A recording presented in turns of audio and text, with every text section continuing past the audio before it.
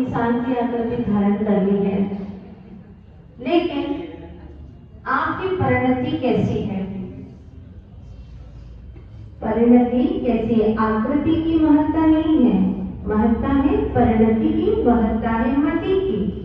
तुम्हारी मति कैसी है? आचार्य गुरुवर्षि विद्यासागर जी महाराज ने मूकमाटी महाकाव्य में लिखा है कि उजली उजली जल की धारा बादलों से चलती है, धारा धूल में यहाँ दल दल में बदल जाती है, वही धारा नींद की जड़ों में जा मिलती, कटुता में ढलती है, विषधर मुख में जा विषहाना में ढलती है, सागर में जा लवणाकर कहलाती है, वही धारा बेटा स्वाति का काल हो तो सीप के मुख में जा मुक्ति का बनकर झिलमिलाती है, वही धारा बेटा। मतलब क्या हुआ? जैसी संगति मिलती है वैसी मति होती है, और जैसी मति होती है वैसी गति होती है। यही हुआ है युगों युगों से, भवों भवों से। मूकमाटी महाकाव्य में लिखा आचार्य कंपन ने कि जैसी संगति मिलती है वैसी गति होती है। बिल्कुल सच बात है। जब आप भगवान की संगति में आते हैं, गुरुजनों की संगति में आते हैं, सज्जनों की संगति में आते हैं, तो आपके भावों में भी पवित्रता आने लग जाती है। लेकिन गुरुजनों की संगति करते हैं तो वैसा ही मन होने लगता है। सपोज अभी आप किसी की शादी ब्याह में गए होते, क्या ऐसे राजा बाबू शांत परिणामी बन करके बैठते? बिल्कुल नहीं बैठते, ऐसे परिणाम नहीं होते, हुड़दंग मचाते। आपको वही राग रंग अच्छा लगता, वही खान पान, वही खुशबू आपको अट्रैक्ट करती, लेकिन यहाँ पर भगवान के अनंत गुण आपको आकृष्ट कर रहे हैं। देखो निमित्त बदलते ही भावों में कितना बदलाव आ गया। रणांगण में होते तो शांत बैठे रहते, बिल्कुल नहीं, भुजाएं फड़कने लग जाती तुम्हारी। किसी सिनेमा थिएटर में होते, उस वक्त आपके भाव बदले हुए होते। मतलब जैसा निमित्त होता है वैसे ही भावों की परिणति हो जाती है। एक बात आचार्य भगवान गुरुवर्षि विद्यासागर जी महाराज ने महाकाव्य मूकमाटी में लिखा है कि जैसी मति होती है वैसी गति होती है। इसके पहले जैसी संगति मिलती है वैसी मति होती है। और आज तक यही हुआ है। छोटी सी घटना आप लोगों के बीच में रखती हूँ। रानी अहिल्या, राम का आप लोगों ने नाम सुना होगा, इंदौर की फेमस हुई है, वहाँ बहुत ही सुप्रसिद्ध हुई है अहिल्या देवी, जिनके एक पुत्र थे माधोजी का। जितनी मां सरल हृदय और दयालु हृदय की थी, उतना ही पुत्र बिल्कुल अपोजिट था। कभी कभी ऐसा भी हो जाता है कि खेत में बीज बोए थे बहुत अच्छे, लेकिन कोई एक विषाक्त दाना भी उत्पन्न हो जाता है। जब मूंग बोते हैं तो आपने अच्छे ही मूंग बोए थे, लेकिन कुछ कुछ ऐसे घोड़ू मूंग भी उग आते। क्या बोलते हैं आप लोग? मूंग, जो कुछ भी बोलते हैं आप लोग, ऐसे मूंग भी पैदा हो जाते हैं। क्यों? किसने पैदा किया? बीज तो बहुत अच्छा बोया था, लेकिन विष कैसे उत्पन्न हो गया? सोचनी बात है। जिसकी जैसी उपादान शक्ति होती है वैसा ही कार्य होता है। जैसी जिसकी भावों की परिणति होती है वैसे ही उसका कर्म का बंधन होता है, वैसा ही फल उसको प्राप्त होता है। यही बात गुजराती में बिल्कुल स्पष्ट कही है। भाव बगड़े ताव बगड़े छे, भाव बिना नहीं बगड़े भव, भाव सुधरता भव सुधरे छे, भाव बिना नहीं सुधरे भव। भाव बिगड़े तो भव बिगड़ा, और भाव सुधरे तो भव सुधर गया। क्या दुनिया में कोई ऐसा माइक का लाभ है जो तुम्हारा भव बिगाड़ दे? बोलो, एक कोई ऐसा माइक का लाभ जो तुम्हें कहे कि देख मैं तुझे नरकों में भेज के ही रहूंगा। तो कोई तुम्हारा ऐसा इष्ट मित्र है जो तुम्हें कह दे कि देखना तू मेरा सच्चा खास मित्र, मैं तुझे मोक्ष पहुंचा के ही रहूंगा? है कोई ऐसा ताकतवर? तीर्थंकर कहते हैं कि हम भी नहीं। तीर्थंकर खुद कहते हैं अनंत बलि, वो कहते हैं हमारे पास में भी ताकत नहीं है कि हम तुम्हें मोक्ष में ले जाकर के रखते, क्योंकि जैसी तुम्हारी भावों की परिणति होगी वैसा ही तुम्हारा कार्य होगा। और भावों की परिणति के अनुसार ही हमारी मति काम करती है, और जैसी मति काम करती है तदनुरूप ही हमें गति प्राप्त होती है। निश्चित बात है, बिल्कुल सीधा सा सिंपल फंडा है भैया, और सभी को बात समझ में आ सकती है। क्या हुआ, पुत्र को सदगति में पड़ा और बिल्कुल माँ के विचारों के विपरीत हो गया। माँ जितनी सरल रहती उतना ही विपरीत हृदय वाला वहाँ बहुत ही कठोर क्रूर परिणामी एक दिन की घटना है जो आज इतिहास के पन्नों पर लिखी गई है, काले अक्षरों से लिखी गई है, स्वर्णाक्षरों से नहीं लिखी गई। माधव जी की घटना काले अक्षरों से लिखी गई, लेकिन ठीक इसके विपरीत एक पात्र और है इस घटना के अंदर जिसका नाम स्वर्णाक्षरों से इतिहास के पन्नों पर लिखा गया। आखिर क्यों, क्या वजह थी? एक दिन की घटना है। माधोजी राम अपनी माँ अहिल्या देवी रानी है, मशहूर है, इस घमंड में आकर के इतने क्रूर परिणामी अपने आप को सर्वस्व मानने लगे। एक गाय अपने नवजात शिशु बछड़े के साथ में उस स्थान पर बैठी थी, रास्ते में बैठी हुई थी, और बाबूजी राव का रथ वहां से निकलने वाला था। उन्होंने दूर से देखा कि गाय बैठी है अपने नवजात शिशु को लेकर के, थोड़ी सी धूप आ रही है, और हो सकता है वह गाय जो कि बछड़े के प्रति इतना प्रेम रखती है, इतना वात्सल्य रखती है कि उसका उदाहरण आचार्य भगवंतों ने लिखा, धर्मी सो गोवत्स प्रीति सम। धर्मी जीव अपने साधर्मी से कैसा प्रेम करे, जैसे कि गाय अपने बछड़े से निस्वार्थ प्रेम करती है, ऐसा प्रेम करे। लेकिन देखा ये जाता है कि आज धर्मी को देख करके सबसे ज्यादा चिल्लाता है, भेदभाव करता है, परिणाम को बिगाड़ता है। इसका अंजाम अनंत संसार का परिभ्रमण है। अपने साधर्मी को देख करके कभी भाव न बिगाड़े, हो सके उतना उससे प्रेम करें, क्योंकि कहा है किसी ने, जब दीवारों में दरार पड़ जाती है तो दीवारें गिर जाती हैं। जब दीवारों में दरारें पड़ जाती हैं तो दीवारें गिर जाती हैं, पर जब रिश्तों में दरार पड़ जाती है तो दीवारें खड़ी हो जाती हैं। दीवारें खड़ी हो जाती हैं, एक ही घर था लेकिन बीच में दीवार बन जाती है। जब रिश्तों में दरार पड़ जाती है तो कम से कम हम साधर्मी से तो प्रेम कर ही सकते हैं। पहले के समय में संयुक्त परिवार सब साथ में रहा करते थे।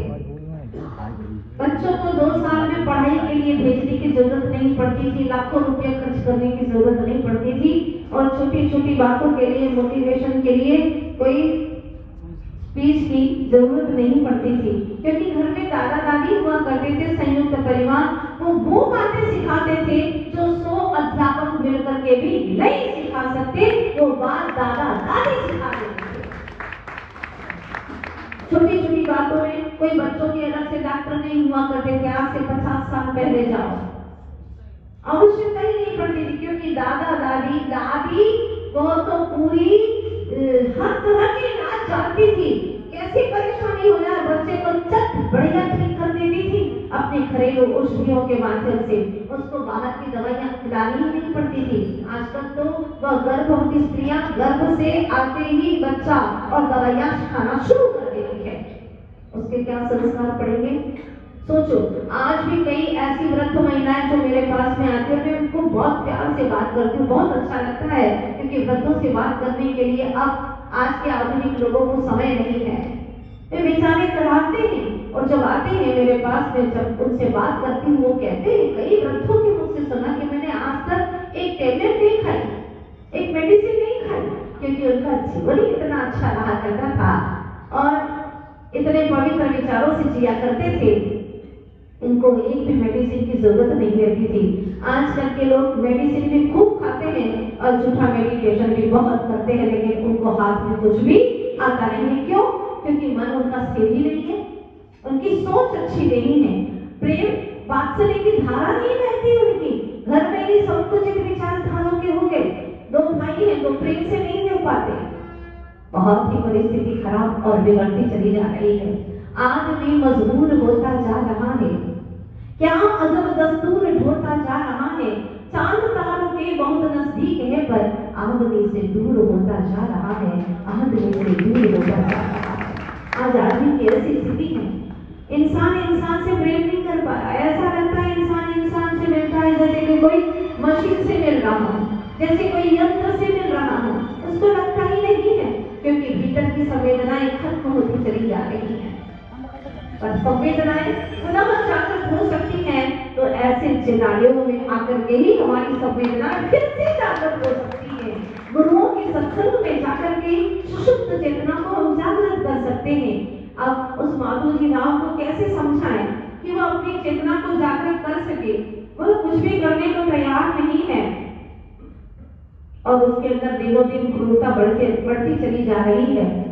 किसी ने तो यहाँ तक लिखा है, बहुत सुंदर पंक्तियां, कई बार मैं बोला करती हूँ कि हर किसी की पीर पर नीर बह जाए यदि नैनों से, हर किसी की पीर पर नीर बह जाए यदि नैनों से, तो वह नीर नहीं मोती है, तो वह नीर नहीं मोती है।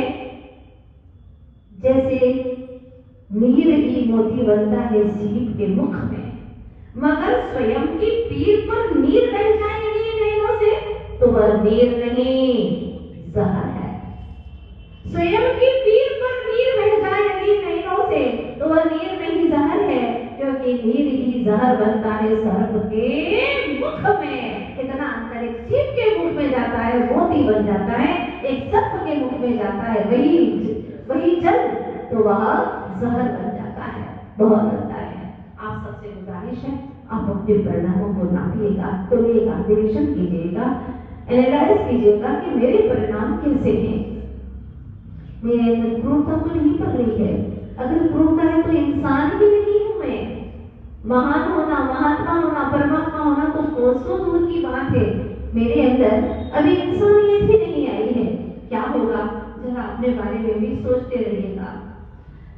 आचार्य भगवान कहते हैं कि धर्म के लिए अगर अपने हाथ बढ़ाओगे तो तुम्हारे हाथ कल्प वृक्ष बन जाएंगे, तुम्हारे हाथ कल्प वृक्ष बन जाएंगे। अर्थात दान देते रहो, हाथ खुला करते रहो, और जितना पुण्य कमा सको इस जीवन में। जैसे धन कमाने के लिए आपको भीतर में परिणति रहती है, कहते हैं कि जैसे तैसे कैसे भी आए पैसे आए, उससे कम से कम लाख गुना भाग तो होना चाहिए। जैसे तैसे कैसे भी कमाओ, बस पुण्य कमाओ इस जीवन में। बहुत पाप किया अनंत जीवन में, लेकिन अब इस भाव में कैसे तैसे जैसे भी बने, समय दे दूंगा, धन दे दूंगा, लेकिन क्या कमाऊंगा? पुण्य कमाऊंगा। तो पुण्य कमाऊंगा, उसके लिए कभी आलस नहीं करूंगा, कभी प्रमाण नहीं करूंगा। हे प्रभु, बस आपके इस विधान में मुझे इतनी शक्ति देना कि पुण्य कमा सकूं, सातिशय पुण्य कमा सकूं, ताकि मैं भी अनंत दशा को प्राप्त कर सकूं। पुण्य फला अरहंता, पुण्य स्वामी कहते हैं सातिशय पुण्य का फल है अनंत दशा को प्राप्त करना। और आत्मन, वो तुम्हारी दशा कब होगी? अनंत दशा की प्राप्ति कब होगी? बस निरंतर ये विचार करो, ये मत सोचो कि कब मेरा पैसा पूरा हो जाएगा, कब मेरे घर की रजिस्ट्री हो जाएगी, कब जमीन की रजिस्ट्री हो जाएगी, कब घर में बहू आ जाएगी, लाड़ी आ जाएगी, गाड़ी आ जाएगी। मत सोचो, ये सब के सब विसंवाद के कारण है, दुख और विकल्पों के कारण है। है ना? जितना जितना लश्कर बढ़ेगा, भले लश्कर में भी रहो, तस्कर के लुटा ले जाएगा, भय बना ही रहेगा। ये पक्की बात है। इसीलिए आप सबसे गुजारिश है, अपने परिणामों को बहुत सरल रखना है। दुनिया चाहे जो कुछ भी करती रहे, मेरे परिणाम निर्मल रहे। प्रभु बस इतनी शक्ति देना, बस मेरी दृष्टि आपके चरण के सम्मुख बनी रहे। तो क्या हुआ? माधोजी राव ने न कुछ देखा न सोचा, गाय उठ रही है, बच्चे को बछड़े को आवाज दे रही, छोटा सा बच्चा नवजात शिशु वो उठे, इसके पहले ही माधोजी ने बछड़े के ऊपर रथ चला दिया। चीख पड़ी गाय, उसकी आंखों में आंसू आ गए, मगर मूक पशु की वेदना उसके आंसू को समझने की किसके पास में है? वह ज्ञान और बुद्धि किसके पास में? विरले लोगों के पास में होती है जो दूसरों के दुख और पीड़ा को समझ सके। गाय रोती रही, रोती रही, रोती रही, कुछ समझ में नहीं आया। लेकिन वो जानवर होकर के भी कहते हैं ना, जानवर ज्ञान में वर यानी उत्कृष्ट होते हैं, उनके पास भी ज्ञान नहीं है क्या? बहुत ज्ञान है। ऐसी ऐसी पशुओं की कहानियां मैंने पढ़ी है और सुनी है कि आश्चर्य होता है हमें कि देखो एक पशुओं के अंदर में भी कितनी बुद्धि है, अपनत्व है, उनको भी वात्सल्य भाव है, निस्वार्थ। उसे मालूम है कि मुझे अपने बछड़े से कोई सेवा नहीं लेना है, इसके बावजूद भी निस्वार्थ प्रेम करती है। वो गाय रोती नहीं। अहिल्या देवी के दरबार में एक विशेषता थी, बाहर एक बड़ा घंटा लगा था और उसके नीचे रस्सी बंधी हुई थी। जिसको भी गुहार करनी हो न्याय की तो वो सवेरे आकर के वह घंटा बजा देते थे। तो पता चल जाता था कि आज कोई न्याय के लिए गुहार लेकर के आया है। गाय मालिक सोचा कि अब कोई मेरे लिए उपाय नहीं है, तो वो सीधी पहुंची राज दरबार के बाहर जहां पर घंटी लगी थी। उसने मुंह में रस्सी पकड़ी और जोर जोर से घंटा बजाना शुरू कर दिया। इतना घंटा जोर से आज तक किसी ने नहीं बजाया। रानी माँ ने कहा, देखो सिपाहियों, जाओ जरा बाहर जाकर के आज प्रातः काल सवेरे को मेरे पास में न्याय की गुहार लेकर के आया है, जरा देखो। जाकर के देखा, एक गाय की आंखों में आंसू अविरत धारा बह रही है। जाकर के बोला कि रानी माँ, एक गौ माता आई है, ऐसी घटना आज तक कभी नहीं घटी, पहली बार घटी कि कोई गाय गौ माता न्याय के लिए मेरे दरबार पर आई। मैं खुद आऊंगी उसकी अर्जी सुनने के लिए। वो अपना सिंहासन छोड़ करके बाहर तक आई और आकर के देखा वो जोर जोर से रो रही है, आंसू की अविरत धारा बह रही है। रानी माँ ने सब सिपाहियों को कहा, ये गौ माता किसकी है, पूरे नगर में इसी वक्त पता लगाया जाए, इसका मालिक कौन है मेरे सामने पेश किया जाए। ढूंढा, पता चल गया इसका मालिक कौन है। मालिक को पकड़ करके लाए। बहुत कांप रहा था बेचारा कि मुझसे क्या गलती हो गई। तब रानी माँ ने कहा, घबराओ मत, निर्भय होकर के आओ मेरे दरबार में, भय की कोई बात नहीं है। ऐसे राजा में ऐसे रानी हुआ करते थे और उन्होंने कहा कि घबराओ मत, आओ निडर होकर के आओ। मुझसे लेकिन कौन सी गलती हो गई? कोई गलती नहीं हुई, बस मैं ये पूछना चाहती हूँ कि तुम जिस गाय के मालिक हो, उस गाय की आंखों में अविरल आंसू बह रहे, इसका कारण जानना चाहती हूँ। करुण वेदना है इसके चेहरे पर, मैं पढ़ नहीं पा रही, इसीलिए तुम्हें बुलाया है, बताइए क्या बात है। मालिक कहता है, रानी साहिबा, मैं क्या बोलूं आपको, नहीं बता सकूंगा, माफ कीजिएगा, नहीं तुम्हें बताना होगा। अगर मैंने बता दिया तो क्या मुझे अभयदान देंगे आप? बिल्कुल, मैं तुम्हें अभयदान देती हूँ, प्राणों का दान देती हूँ मैं तुम्हें, बोलो निसंकोच होकर के कहो। मालिक रो पड़ा, फूट फूट करके उसने कहा, आपके पुत्र माधो जी ने कल इस गौ माता के नवजात शिशु के ऊपर अपना रथ चला दिया।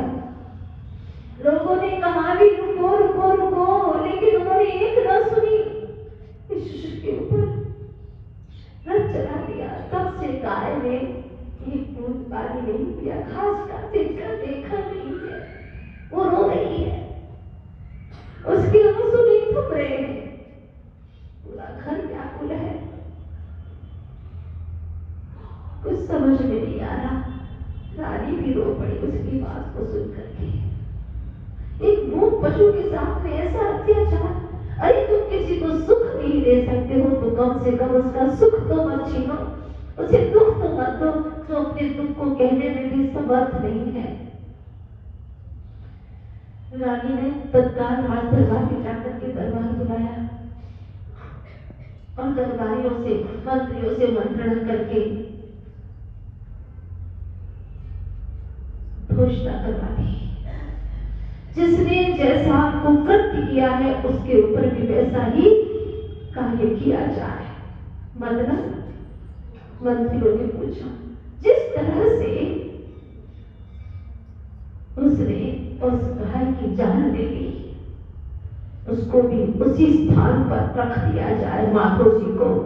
और मेरा आदेश है, ये मेरा आदेश है, ये राज्य का आदेश है, उसका पालन करना होगा। उस क्रूर व्यक्ति को वहीं पर खड़ा रख करके और बंद करके खड़ा रख दिया जाए, उसके ऊपर रथ चला दिया जाए। जो जैसा करेगा वैसा ही फल पाएगा। मंत्रियों ने समझाया, कहा रानी जी, आपका इकलौता पुत्र है, उसको ऐसा दंड मत दो। उन्होंने कहा ये दंड है और ये राज्य का आदेश है। अब आप देखिए कि जब माधव जी राम को वहां बांध करके रख दिया गया, गाय वहां से देख रही है, वो समझती है रानी के चेहरे को बंद करके आई थी गाय। और जब वो देखती है इस दृश्य को, दौड़ती हुई आती है। वो रथा इसके पहले माधव जी के सामने आकर के खड़ी हो जाती है। वो आकर के खड़ी हो जाती है। क्या सोच रही होगी कि जैसे मेरे बच्चे के जाने का दुख इस मां को है, इस बेटे के भी जाने का दुख मां को होगा। एक पशु के अंदर भी इतनी पशुता सलामत है, आकर के खड़ी हो जाती है। कहा गया सिपाहियों द्वारा इस गाय को अलग करो इसको। अलग किया, उसको उधर लेकर के चले गए। फिर रथ को उसके ऊपर चलाना चाहा, गाय आई फोर्सली और आकर के फिर खड़ी हो गई। देखती रही, अपने चेहरे से संकेत करती रही, लेकिन किसी ने उसको माना नहीं। अब की बात गाय को खूंटे से बांध दिया। रथ वापिस इतनी दूर गया और वापिस दौड़ाने के लिए कि अब की बार उनकी जीवन की लीला समाप्त कर दी जाए, क्योंकि रानी साहिबा का आदेश है। फिर रथ को तेजी से दौड़ाया। रथ आया, गाय ने खूंटे से अपने आप को छुड़ा लिया, दौड़ती हुई आई। अब की बार वह अपना गर्दन हिलाती है, मानो कह रही है मत मारो, रो रही है। अहिल्या देवी वहां पर आकर के खड़ी हो जाती है, उस दृश्य को देखती है। गाय का मोहन कहना था कि इस बच्चे को मत मारो, और कहते हैं वो गाय वहां आड़ी आकर के खड़ी हो गई। आज भी इंदौर में आड़ा बाजार नाम का एक स्थान है, आप लोगों ने सुना होगा आड़ा बाजार। वो इसी घटना से प्रसिद्ध हुआ है। मैं आप सब लोगों से इतना कहना चाहती हूँ कि पशु में भी इतनी दया, प्रेम और करुणा हो सकती है। हमने तो मनुष्य की आकृति धारण की है। घर परिवार में प्रेम से रहे, वात्सल्य भाव से रहे, आत्मीय भावों से रहे और वात्सल्य का झरना बनाए तो मनुष्य कहलाने के अधिकारी हैं।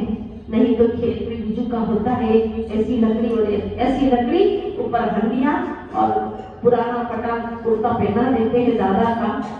ऐसा लगता है पशु पक्षियों की जैसे कोई आदमी खड़ा है, और सच में आदमी नहीं होता। तो बिजू के से भी बदतर है उसका जीवन जिसके अंदर वात्सल्य, प्रेम और करुणा नहीं है। विश्वास करती हूँ आप सभी के जीवन में प्रेम वात्सल्य का झरना बहता रहे और एक अच्छे और सच्चे इंसान बने। हम फिर मिलते रहेंगे। हम नया बाजार से सच कहने और दिल से तो हम कभी नहीं जाएंगे, क्योंकि हम उनकी कुछ विशेष कार्य लेते हैं, कुछ विशेषता। बहुत अच्छे लोग हैं। मुझे नहीं लगा कि हम ग्वालियर में हैं अभी। ऐसा ही कल हम बात कर रहे थे आगे गाय, ऐसा लग रहा है जैसे कि हम लोग बिहार करके किसी दूसरे नगर में पहुंचे हैं। ग्वालियर हमारा छूट गया है। इतनी अच्छी भावना है आप लोगों की, और अगर आप लोग चाहेंगे तो बहुत कुछ और भी ऐसा कुछ अच्छा हो सकता है कि अगला कभी का सम्मान करने के लिए गुरुदेव ने मुझे कहा तो मैं सीख ही नया बता।